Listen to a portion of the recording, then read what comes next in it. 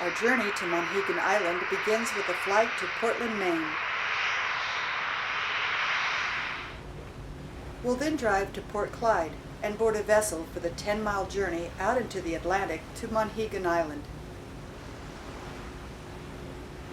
Port Clyde is a small village located at the end of the St. George Peninsula. Although it's devoted chiefly to lobstering, it's also been a favorite spot for artists for more than 2 centuries. The Monhegan boat dock at the end of town sits at the entrance to Port Clyde Harbor, one of the jumping-off points for the boat trips to Monhegan Island. The Monhegan Boat Line, established in 1914, ferries visitors to and from the island. The Elizabeth Ann is one of the 2 ferries that make the daily voyage, weather permitting. The Elizabeth Ann was untied from her moorings, and we headed out of the harbor for the 10-mile long journey. It would take about an hour. Here we go.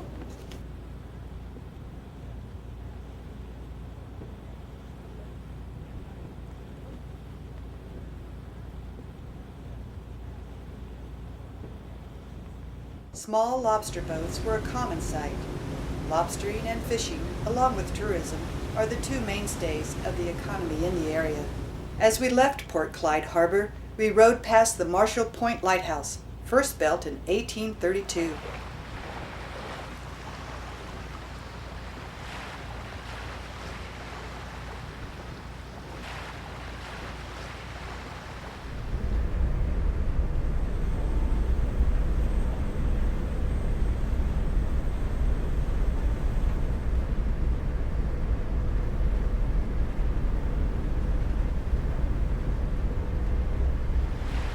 The buoys mark the location of submerged lobster traps.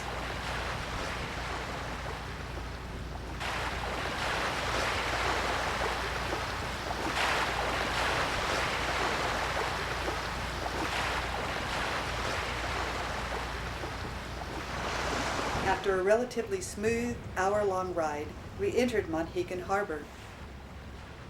The Monhegan Lighthouse sits atop the highest hill on the island. It acts as a beacon and reference point for those approaching the island from the sea. The Island Inn is the most prominent building on the island. The original parts of the building were erected in 1816.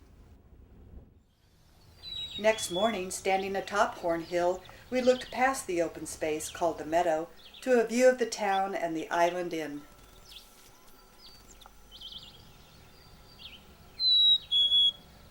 The inn's architecture represents a classic 19th century style of summer hotel.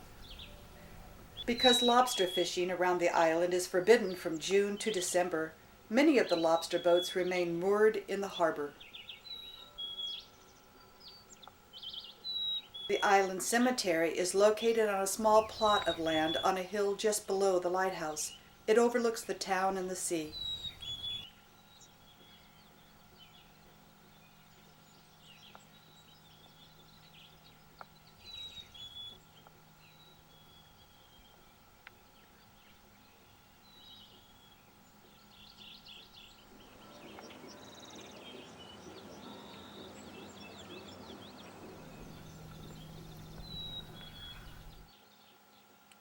The hills around the town are covered with densely packed stands of poplar, spruce, and balsam fir.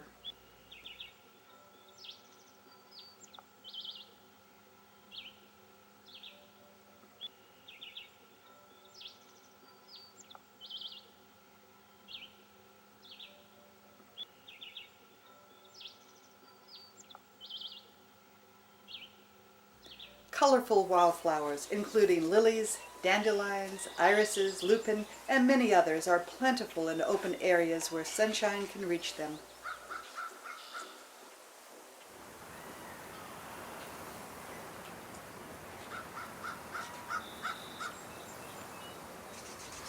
On many days, a strong breeze blows across the island.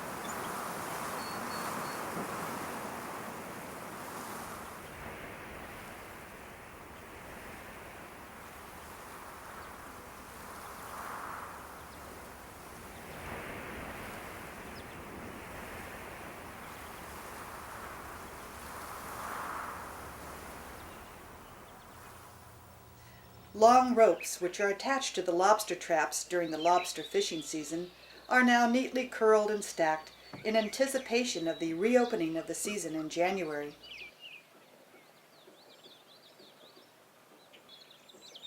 A sign welcomes visitors to the Monhegan Church, the only church on the island. The church is non-denominational, and all are invited to enter and worship. The church was originally built in 1880 under the auspices of the Methodist Episcopal Church.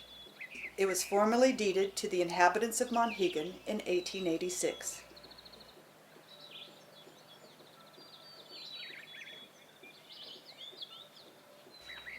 Monhegan House is the second largest structure on the island. It's a bed and breakfast, located just behind the Monhegan Church, and has served guests since 1870.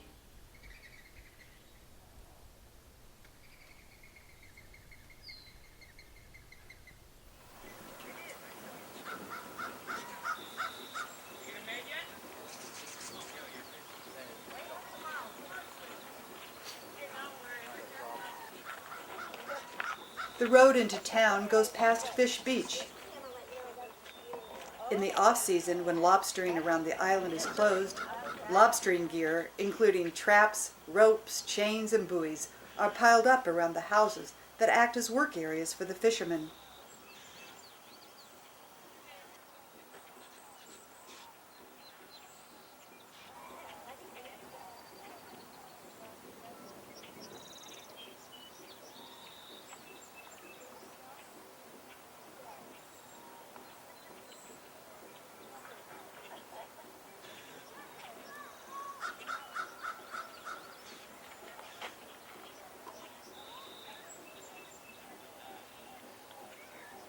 A lot of the equipment has seen long and hard use, and the sea and harsh weather have taken their toll.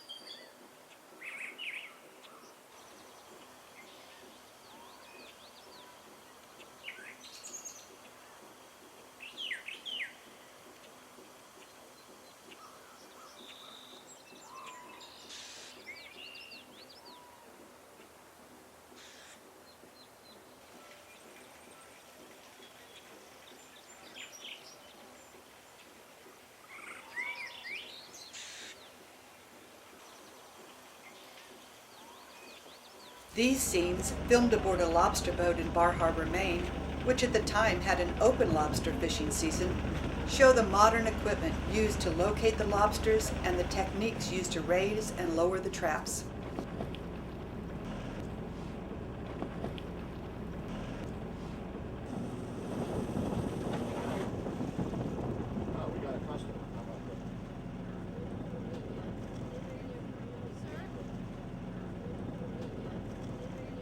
The lobster's flavorful meat makes them a valuable crop for the lobstermen's working the waters off the Maine coast. Maine lobsters are famous and sought after worldwide. With no work to do until January, the lobster boats of Monhegan Island remained idle.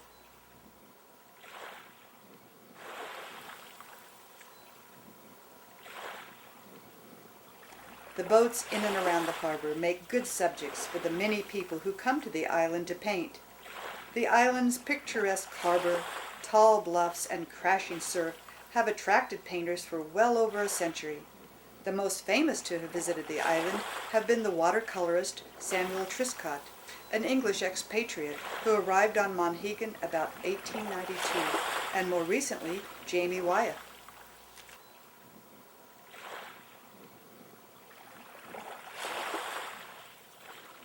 The closed lobster season doesn't prevent people from casting a line in the hopes of bagging a big fish for dinner. Swim Beach next to Fish Beach is the only place on the island where it's safe to swim. Perhaps only children dare go into the water because it's known to be very cold.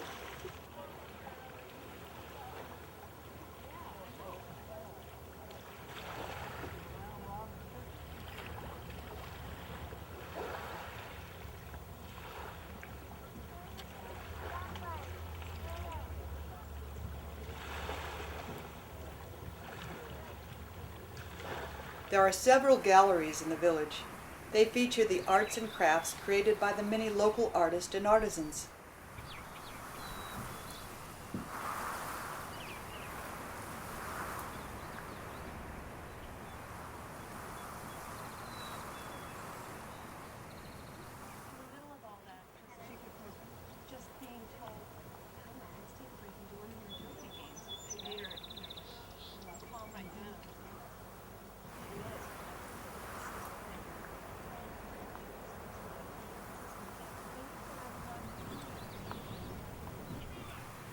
This amusing sculpture stands in front of a small bed and breakfast.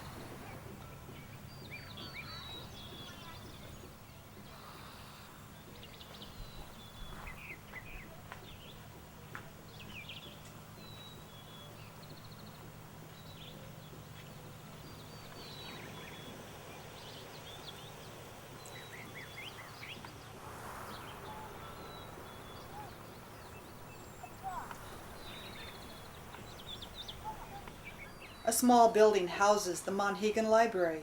It's dedicated to two of the island's children who lost their lives when they were washed out to sea.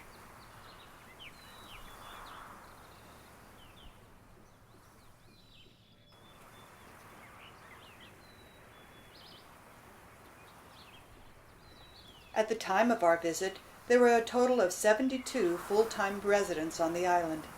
Monhegan's one-room schoolhouse had 7 students, 6 boys and 1 girl.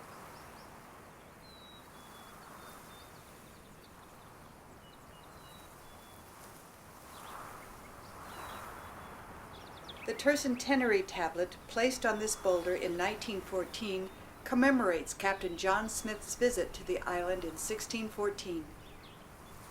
Smith was an English explorer and governor of Virginia who explored the coast from Penobscot Bay to Cape Cod. This house, which is near the ice pond, is a lovely example of New England architecture.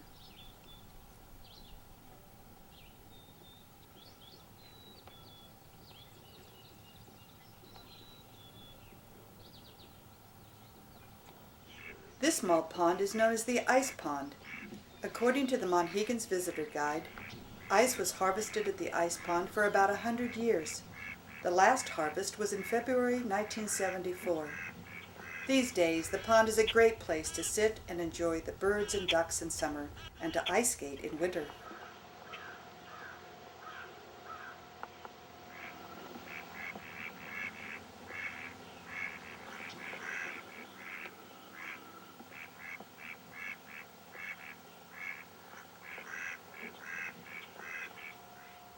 The old ice house, where the ice and equipment used to be stored, now sits abandoned and decrepit next to the ice pond.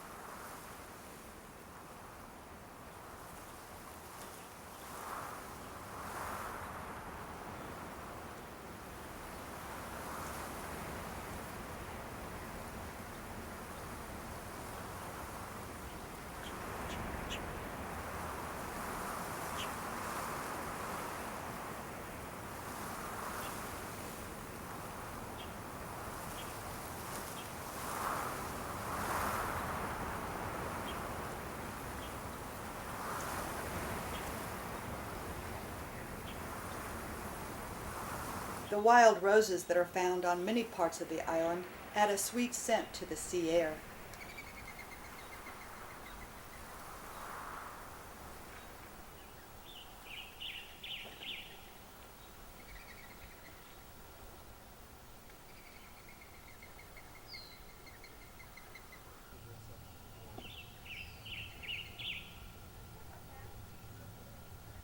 The Monhegan Lighthouse, a top lighthouse hill, had its first keeper of the light in 1824. It's situated 170 feet above the high tide line and was tended by resident keepers until 1956.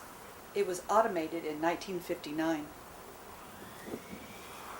At night, the light is visible from most parts of the island, and as is its purpose, acts as a beacon for those out at sea.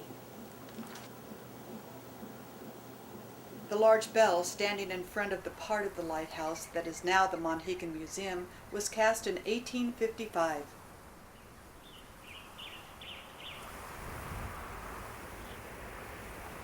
There are excellent views of the village and across the harbor Monhegan Island from atop Lighthouse Hill.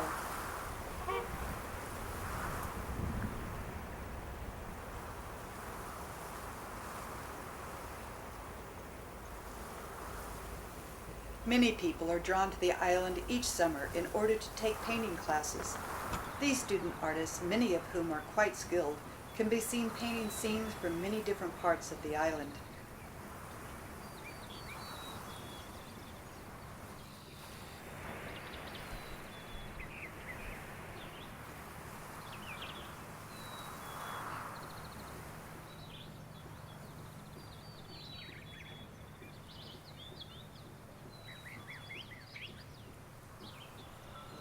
The island cemetery is located on a plateau just below the lighthouse. Like the lighthouse, it overlooks the village and the sea beyond.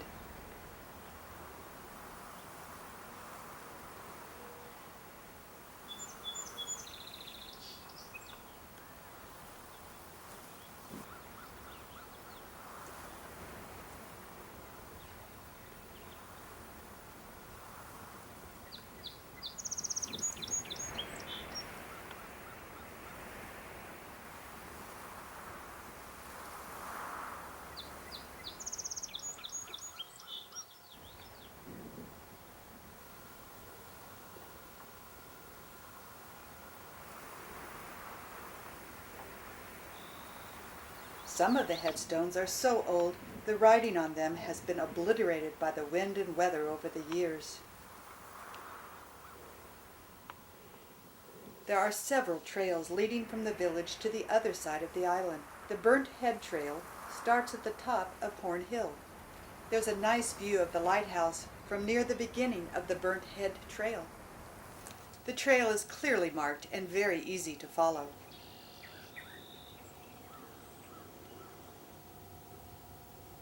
About 3/4 of the way toward Burnt Head, there's a clearing and a high spot from which you can look northward over the island. Monhegan is 1.7 miles long and about 7/10 of a mile wide. Depending on how quickly you walk, it takes about a half an hour after leaving the wharf to reach the headlands. From this spot, about 140 feet above the sea, you can look out over the wide expanse of the Atlantic Ocean. The bluffs on most of this side of the island are very steep and unclimbable. There are no safe areas from which to enter the water.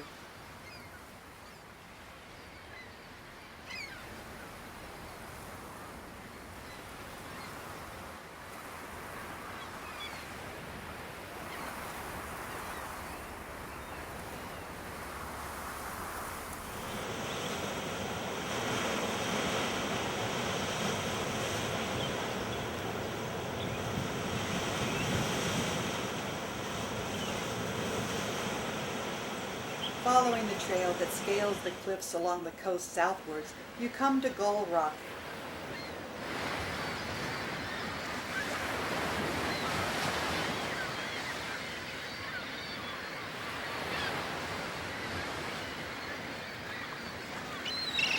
These birds are an ever-present part of the island landscape.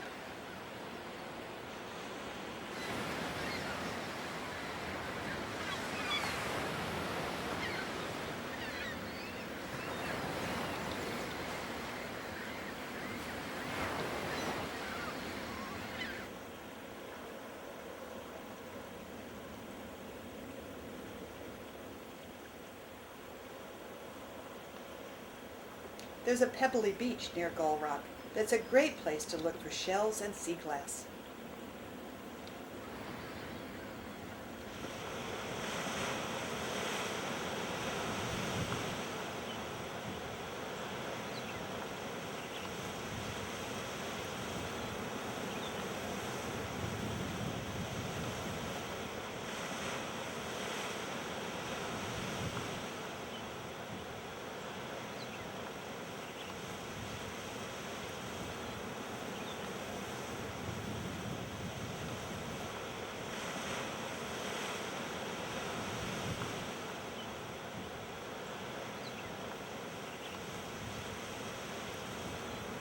The landscape is quite rugged.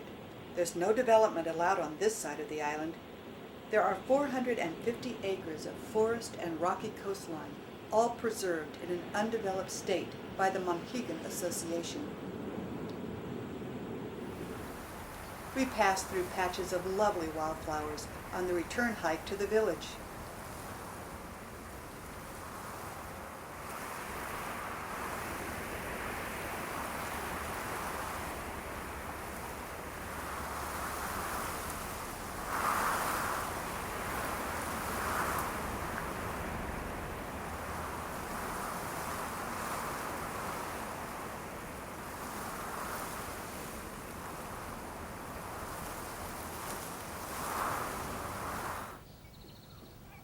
After meandering slowly through the forest and fields of wildflowers, we eventually made our way back to Horn Hill, from which we were able to overlook the village and sea on the western side of the island.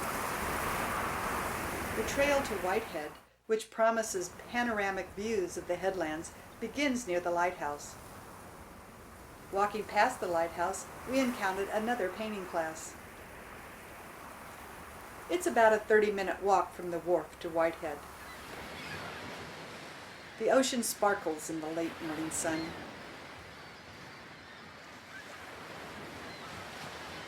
As promised, the views from Whitehead, such as this one looking northward toward Little Whitehead, are quite beautiful. Looking toward the south and Gull Cove.